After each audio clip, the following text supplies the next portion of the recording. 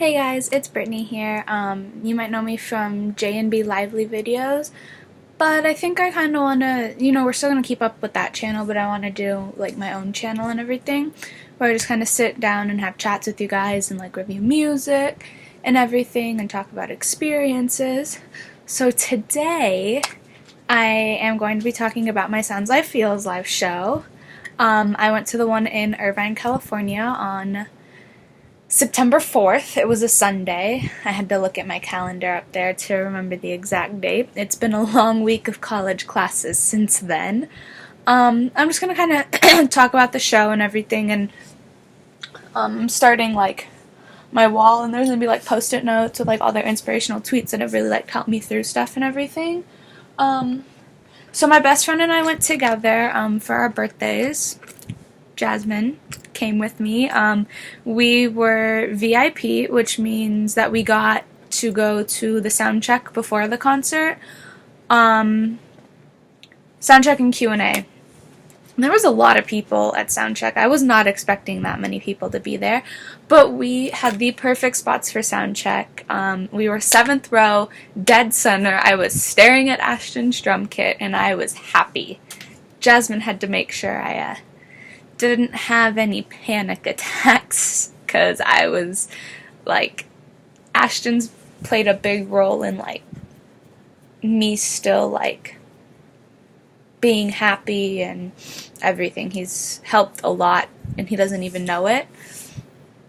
But so we got the lanyards, which have all the tour dates, the North American tour dates on the back, and then a VIP bracelet, which I still wear because I didn't tighten it all the way, so I am still able to slip it on and take it back off. So Jasmine spent the night Saturday night because we went on a hike Saturday morning. So we wake up Sunday morning and I'm checking Twitter, and it's like 8 o'clock and there's already like 50 people in line for sound check. Mind you, the email said not to get there before 12:30, and I'm like, dang, we're gonna be like last in line because we still had to drive like an hour and a half to get to the venue. Because I chose the Irvine show because it's like outdoors and everything, and it's a smaller venue, so I figured it would be really like close and intimate and fun, which it really was. I'll get to that part later though. But so I convinced my parents to leave, so we get ready and everything, and Jasmine does my hair, and we do makeup, and we get dressed, and me and Jasmine were wearing 5 Sauce shirts that I had gotten us, and denim shorts, and we had flannels, because we didn't know if it was going to get, like, cold or not, because the concert was ending so late. But, we go to Starbucks, and I'm like, oh yeah, there's a Starbucks right here, and we get there, and there's no more Starbucks there, and I'm like, Dad, what happened? He's like, oh no, they moved it. And I'm like, they better still be around here. So we go to Starbucks and we get our little snack box things and everything, because we have an hour and a half drive and we don't know if we're gonna have time to get food when we get there or not, because we didn't know what was gonna happen. So we get our food and our drinks and we get back in the car, and then we drive out there and we get there, and there wasn't that many people there at that point, but there was still definitely like a lot of people there. But we were really happy with our spots in line. We got there at like 12:15ish maybe. I could go back and check like Twitter messages and everything, because I messaged one of my friends when we got there, but too much work. But so we got there and we're sitting, because we had a blanket in the car and everything, so we're just sitting, hanging out, meeting people, talking to people, making friends. And then they start checking people in at 1 o'clock like they said they were going to. So we get our tickets and our lanyards and our bracelets and everything, and then we go stand in another line. And then we go through security and everything, and they didn't even, like, check my bag. I walked up there with it open. They're like, okay, go ahead. And I'm like, all right, cool. So, and then we go stand in another line. And then they finally start leading us in they start, like, moving the line, like, up and everything closer to the actual, like, amphitheater, like, where they're going to be performing. And then Hey Violet comes out and does a little like acoustic set for us, and I'm like 15 feet away from them maybe, but Jasmine had stayed in line because she noticed that people from the back were starting to like cut all the way up to the front, like people that were way behind us were starting to cut like all the way up to the front, and she's like So I watched their first song of that little acoustic show, and then I just went and I stood in line, back in line with her, because I'm like, I mean, I'll get to see them later, and I don't really want to lose my spot in line, because we had a really good spot in line at that point. I mean, we didn't know it at that moment in time, but we were still really happy with our spot in line.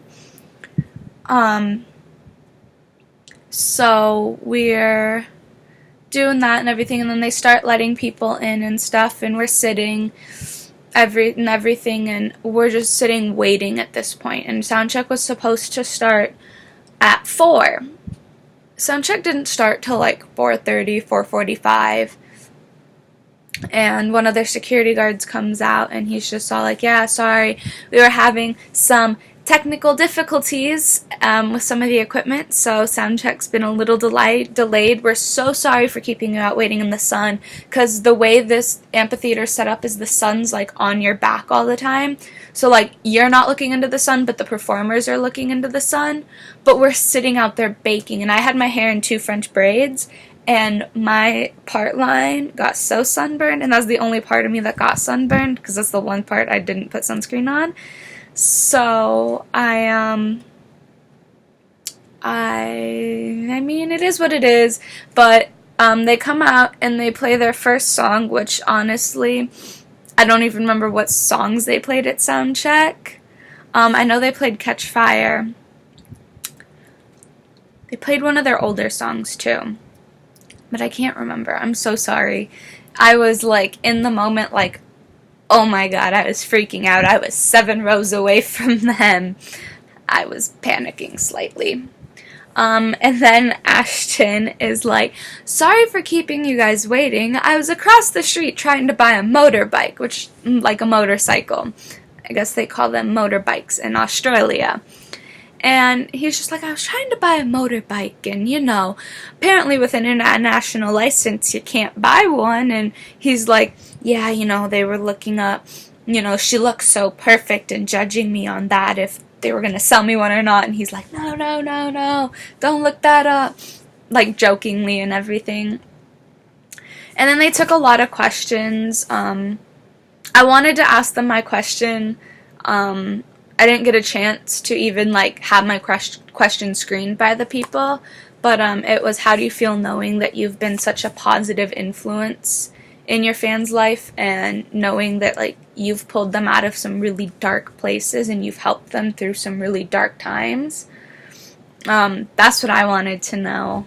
I'm still waiting for somebody somewhere to ask that question and it get answered so I can know. So then they played another song. They answered a lot of questions. They joked around on stage. They were very sassy. It was a good time. I thoroughly enjoyed it.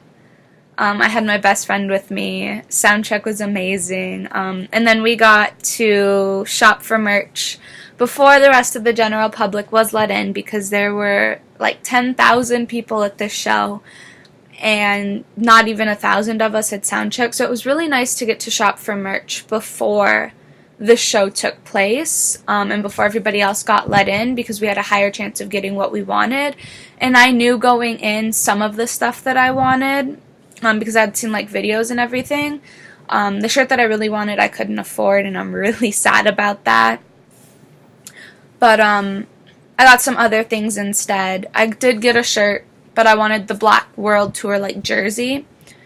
But I got the little poster set, the little photo set that has all 4 boys, and they all wrote something on them. And then I got the Sounds Life, or the 5 Second Summer poster with all the North American tour dates on it. I got the 2 bracelets, the pink one that says Sounds Life Feels Live 5 Sauce, and then it has the 5 Sauce crown on it. And then I got the blue one, and it has 5 Sauce, the wolf, the planet, the broken heart, and the smiley face bomb. So those are fun to wear. I wear them to school every day. I have my ticket up there. And another thing that they did for the people at Soundcheck was they gave them 2 tickets to the show at the Forum. And they came in a white envelope, and it had a stamp on it, and it says, "A thank you from 5 Sauce." So I cut that out, and I put it up on my wall. Unfortunately, I wasn't able to go to the show at the Forum because you had to go to the box office the day before and pick up the tickets. And the Forum's like an hour and a half away from where I live, and my parents didn't want me driving into LA Tuesday by myself to be able to go on Wednesday when one of them could drop me off. So I didn't get to go, but they gave you a voucher for them, like that you would take to the box office to redeem. So I hung the voucher up here because I thought that was really nice of them to take the tickets, or take time to give us the tickets and everything. So, and then I got... It just says 5 Seconds of Summer, Sounds Live, Feels Live, Tour 2016, and it has the North American tour dates on the back. So come after we buy merch, we get food, very overpriced food. All I ate was a pretzel and lemonade. And mind you, I hadn't really eaten anything before that because I just had one of the boxes from Starbucks. But I had so much like adrenaline pumping through me and everything that food was the least of my worries at that point. I just wanted to see the boys perform. And then I had met up with a friend of mine and her friend, and then they bought merch. And then Jasmine and I decided to go sit in our seats because we didn't want to miss Hey Violet.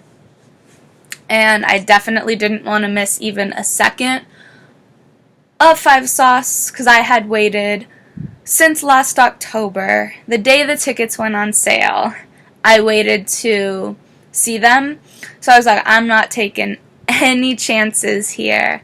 So we missed Roy English performing. We got there right as he was done.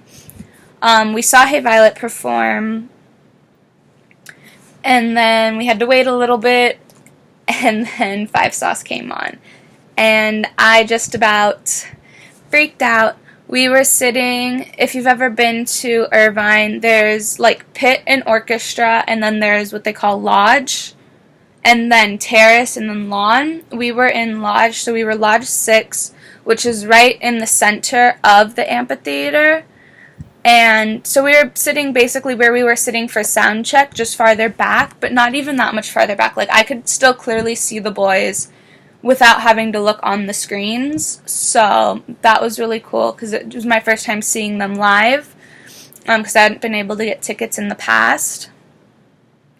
But it was nice. I thoroughly enjoyed myself. I lost my voice.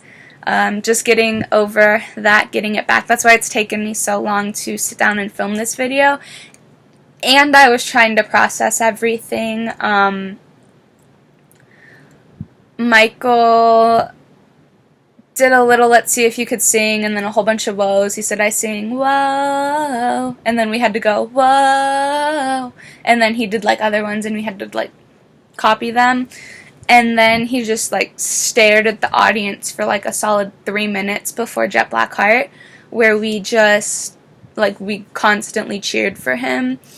And I cried during Jet Blackheart because that's been a song that's helped me through a lot. So I cried during it. That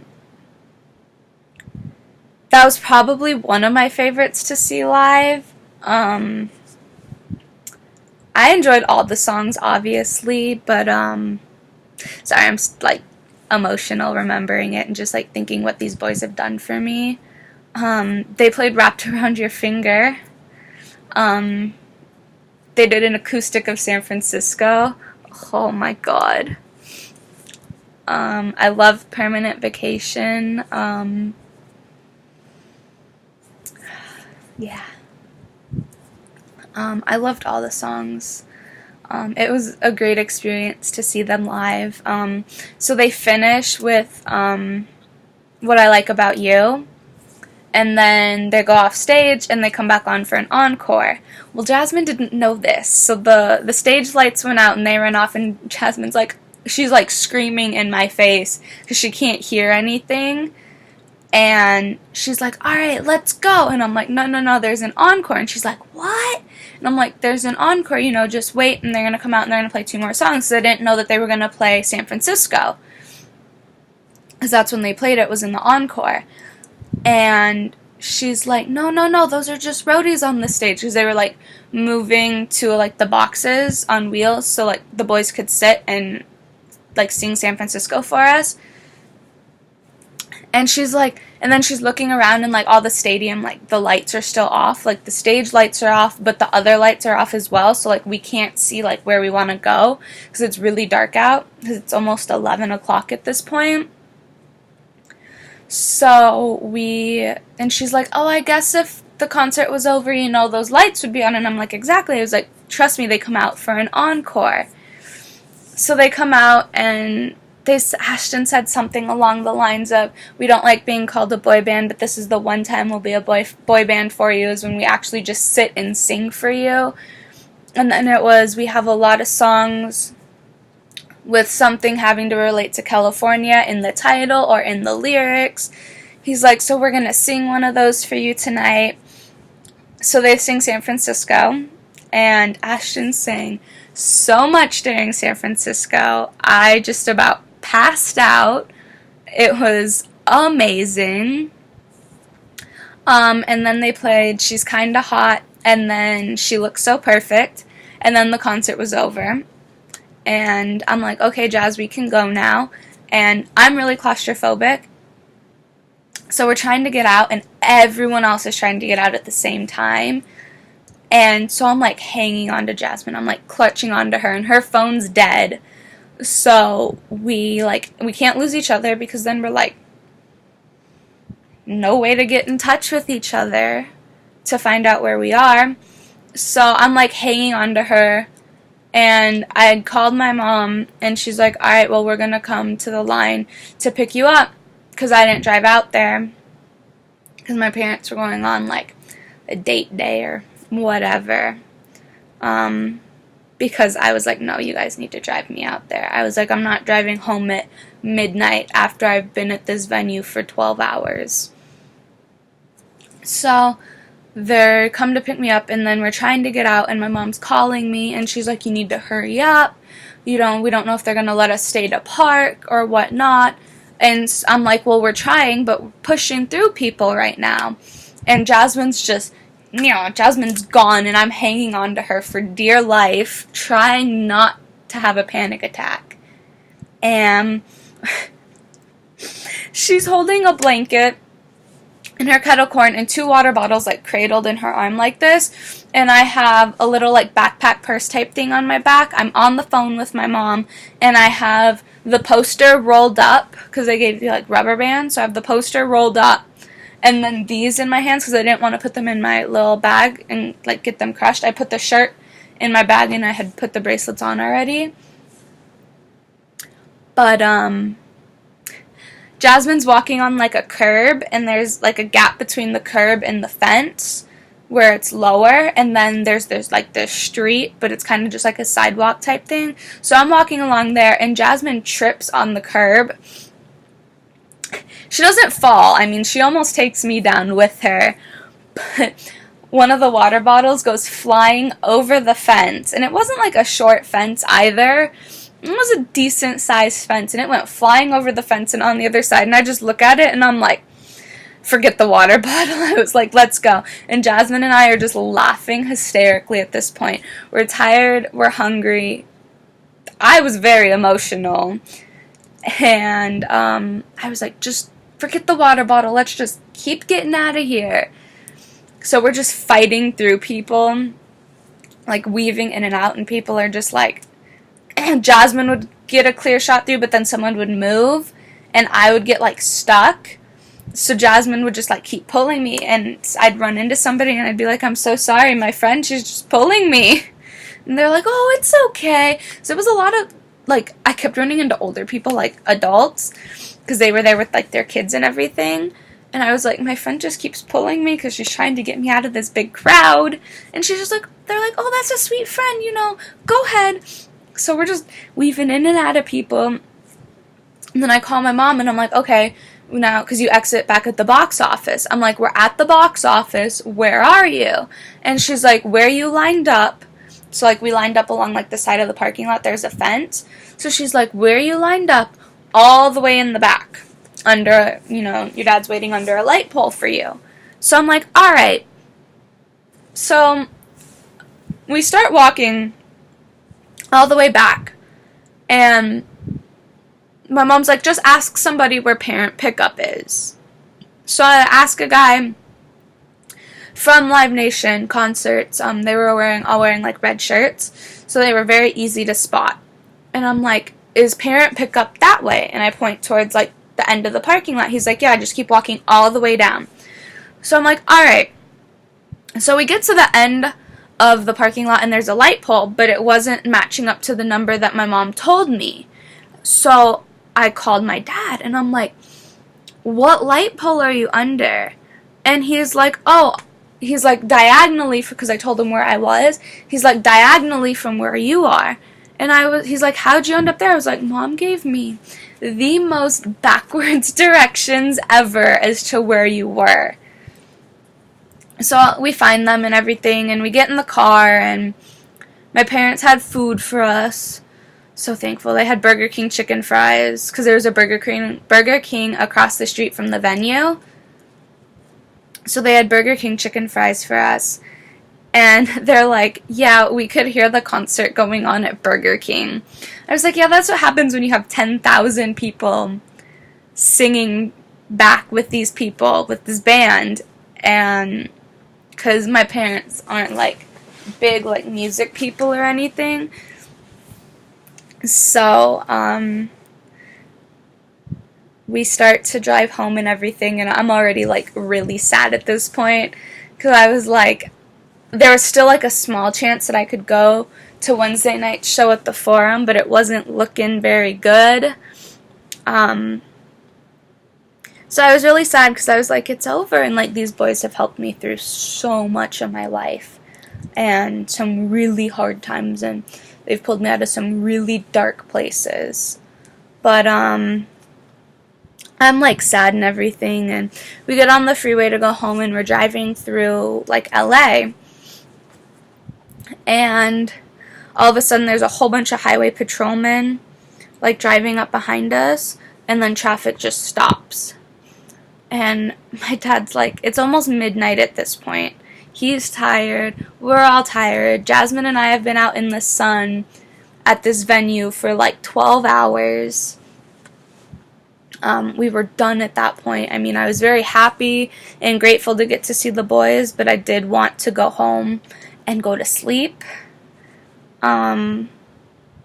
So my dad starts like fighting his way off the freeway so he could get off, because he knows, like, he works like all over the place for his job, so he knows, like, oh, okay, if I get off here and go here and then here and then here, I can get back on the freeway here.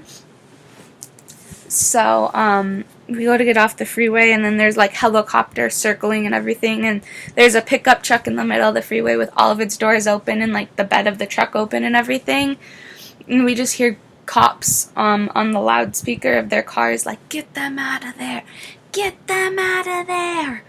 And then they're standing at the median, which the median on this freeway is really tall, so only the tops of their heads poke over. And they have their guns drawn, and I'm just like, what is happening here? Jasmine's like hanging out the window like, what's going on? And I'm like, get back in the car. So we figured it was some kind of like chase that ended in like a standoff. We didn't think anything of it, because we're that specific like off ramp, you could just do a U-turn and get right back on the freeway, because they didn't have it closed at that point. It was open. So we just get back on the freeway and everything. And then my dad gets up the next morning, and I didn't sleep at all that night. I was just having one of those nights where I just couldn't sleep. Everyone says it was from adrenaline. It was partially from adrenaline, partially from seeing these boys after so long, and partially just my brain just wouldn't shut up about things. My brain just wouldn't stop. Like, the gears were turning, things are happening, I just couldn't sleep. And we had somebody coming over early in the morning to chop some wood so we could take wood, because we just cut down one of our big trees because it was dead. So I finally fell asleep at like 6:45, and he's here at like 8:15. So that's only like an hour of sleep. And I hear him right outside my bedroom, like the back of the house, because that's where my bedroom's at, right outside there. I hear him just chopping wood, and I'm like, oh my god. So I get out of bed and everything, and I'm like half asleep still. And I go lay on the couch, and then everyone wants me to make pancakes for breakfast. So I made pancakes for breakfast, and then, yeah, I mean, oh, and then my dad had said, oh, you want to see something really crazy? And he had recorded the news, and I'm like, alright, maybe there was something about the boys on the news, or whatever. I'm like, I don't know. So he pulls it up, and it's KTLA 5, so like, major news channel, and they're covering what we had seen just hours beforehand on the freeway. They're covering it. It was a standoff, and it was still going on. It was in its 8th hour at that point, almost its 9th hour, and then at 11 o'clock or 12 o'clock or whenever the next news was, it was still going on. And I'm like, my dad pulled it up. I'm like, oh, hey, I recognize that truck. I recognize that building. I even recognize those police officers, because that's how close we were to, like, the scene of this and everything. But, yeah, so that was my Sounds Live Feels Live Irvine experience. It was a very, I'm going to say, humbling experience. It was great. I loved it. I loved being there with Jasmine. Again, this is going to go up on my personal channel. Hopefully I can make it the same as what my Twitter is, my Twitter handle, which is brittleirwin, BRITTLEIRWIN. So you can check me out there.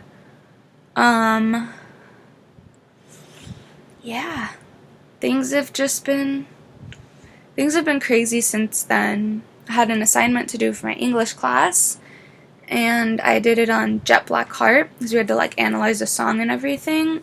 And I was like, alright, I know like that this song has meaning behind it and everything. And then we had to come up with like an original name for it, and the assignment was a précis, which is like a 4-sentence analysis. So I called it Jet Black Précis, and my teacher passed back the assignments yesterday. Or should I say my professor, because I'm second year of college. He passed back the assignments yesterday. He's like, there was one, and the title had black in it, and I just really liked that title. He's like, it was like the best title I had ever seen for one of these. And I raised my hand, and I was like, well, you know, mine was called Jet Black Précis. He's like, I really liked that one. He's like, that was like a spot-on title. So that was just kind of like the icing on the cake of the whole weekend and everything, because I had to do the assignment after the concert on Monday, so I'm like dead tired trying to write this. So it was really cool that he had really liked my title, because I was like, alright, you know, things are looking up, you know, things are gonna be fine. But and then I wanted to go to the Chula Vista show today, and I had the chance to get a ticket, but it's like 6.5 hours away from my house. My parents weren't down for it. My parents were so not down for it.